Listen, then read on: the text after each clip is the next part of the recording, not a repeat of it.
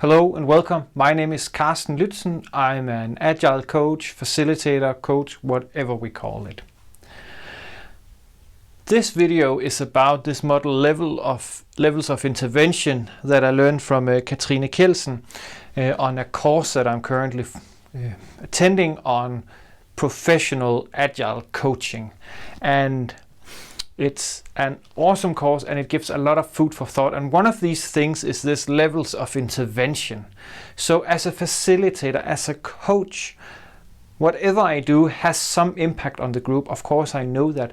But putting a few more words to this has helped me actually quite a lot. So if we just start with in this area, right? We have neglect, enablement, and dominance. Three different ways that we can influence our group, right? And sometimes it might be necessary to some extent, right, to dominate. Sometimes we also might be forced to neglect, but in reality, it's often like places we don't want to go, especially as a facilitator. This is not the places we want to go. So this is our level of intervention, right? This is where we are absent, we are neglecting the group. This can either be physical or mental neglect of the group that we are working with. And when we then move a bit closer to here, right, instead of being absent, we are still being passive, so we are listening. And we have three different types of listening. I know that you have more and more specific types of listening as well, but for this model, let's just focus on the internal, the focused, and the universal listening. The internal, if you look here, is also in the red one, because that's just where I'm listening to reply, or actually I'm not really listening. I'm just, this gives me an opening to talk about this. This gives me an opening to talk about that. Instead, we can listen focused on what is it that the other party, the other member is actually saying, or the participant is saying, and universal, where we try to pick up all these cues, not just with our ears, right, but also body language and what is happening in the room. Then down here between the green and the yellow, right, we have these ask questions. And as a coach, I'm always trying to focus on open questions. Because as soon as I go to closed questions, there are time and place for closed questions, of course, but they also come with a strong bias often, right? Is it correctly understood that you think X, blah, blah, blah? Or do you want to try out Y? So that's a classic closed question, right? Instead of what would you like to try out? How would you like to do it? So here we are enabling our participants, enabling the other party through focused and universal listening and asking open-ended questions. I am not in the center of attention here, as you can see. So when we go down here, as soon as I as a facilitator start to speak up, as soon as I start to say something, also in these questions, right, that is why we have this yellow part of it. I can also fall into the trap of giving advice. I have tried this before, so maybe you could do this or suggest that they do X, Y, Z, right?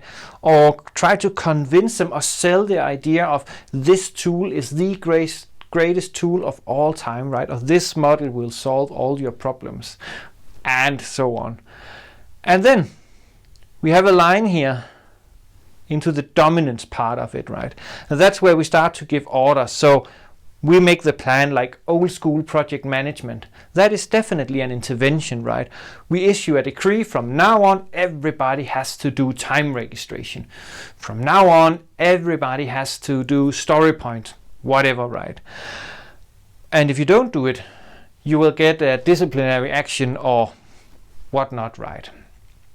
And as you can see, I cannot, as a facilitator, do anything at all without being someplace here, right? And it's a bit with Schrödinger's cat.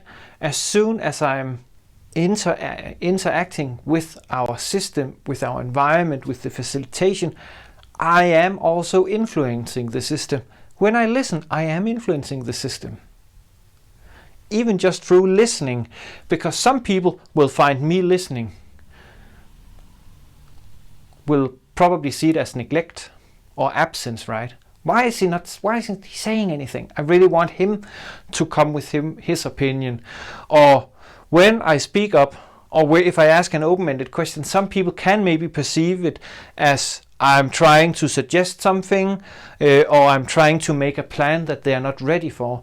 So as a facilitator, I need to be quite aware of my audience, what personality types, whatever system we are using, right, are they, and how will they see this.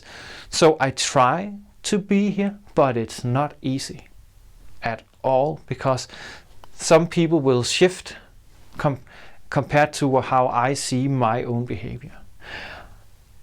And there are a lot of other details in this, but for now I'll just let it be, let it rest. And then I'm super curious, how do you see intervention? How do you see a model like this? Do you have similar models that you use? And please share, that would be super, super awesome.